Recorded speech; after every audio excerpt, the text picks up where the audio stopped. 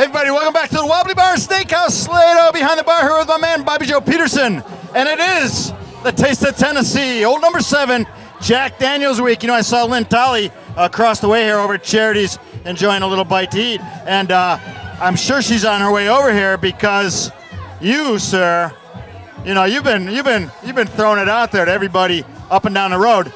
You got some special stuff coming down the road here, don't you? Well, first of all, what a wonderful, wonderful woman Lynn Tolley is. Lynn Tolley's been coming to Killington for 18 years for one of the best promotions of the entire season. Jack Daniels comes to town, and it's first rate the entire way. Lynn Tolley, I have to throw out there for our viewers, Bobby, the great-grandniece of Jack Daniels himself and proprietor of Miss Mary Bilbo's, did I get that right? Miss Mary Bobo's boarding house down in Lynchburg, Tennessee. Thank you. You're welcome. Well, we threw some shout-outs last week trying to challenge some people. I want to see Kevin's from Jack's here. If you talk to Kevin a little later, let's see what he has to say. But we also spoke to a very distinguished gentleman, but someone who's a little out of touch, it seems, Mr. Ned Dyer from the Inn at the Six Mountains. Out of touch? What do you mean by that? Well, Ned Dyer sent me an email. Yeah, so? Regarding my comments last week, but and I see it's a handwritten email. I think we're experiencing a little bit of a generational gap. And, you know, it goes on and rambles and rambles. I have enormous respect. You know, us professionals that made way for you young Turks. It actually says blah, blah, blah here at one point. But all I can say is, bite me. Bite me was Ned Dyer's response to my comments. But all I have to say to Ned, instead of the email, instead of the trash talk, let's see Mr. Dyer here at the Wobbly on Sunday night with the best bartenders in Killington putting together their finest Jack Daniels drinks for the Jack Daniels drink competition. Ned, a.k.a. the Commodore, as he refers to himself in the email.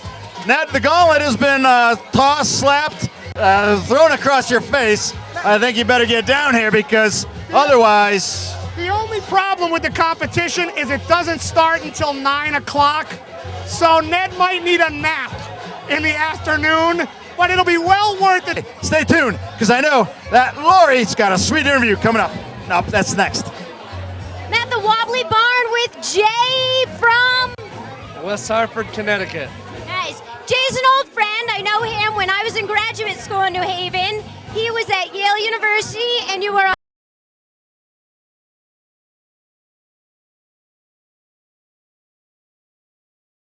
he had a traumatic brain injury, and he turned this into something positive. So you can tell a little bit about this? I suffered a traumatic brain injury in 1996. Struggled for about 7 years, discovered the right rehabilitation. Now, after that, which changed my life, I'm now in a doctorate program in physical therapy. Awesome. At University of Hartford in Connecticut. Nice.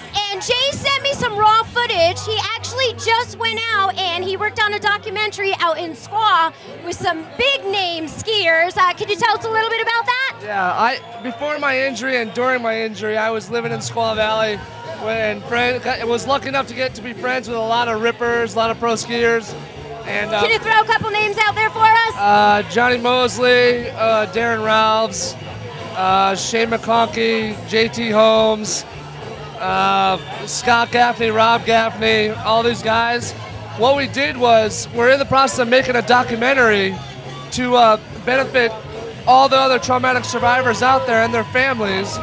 We're putting together a documentary, and a bunch of pro skiers and a bunch of Olympic athletes all getting together to prove that there is stuff out there. There's still a need to raise awareness, and we're out there getting this, and the film is going to be amazing.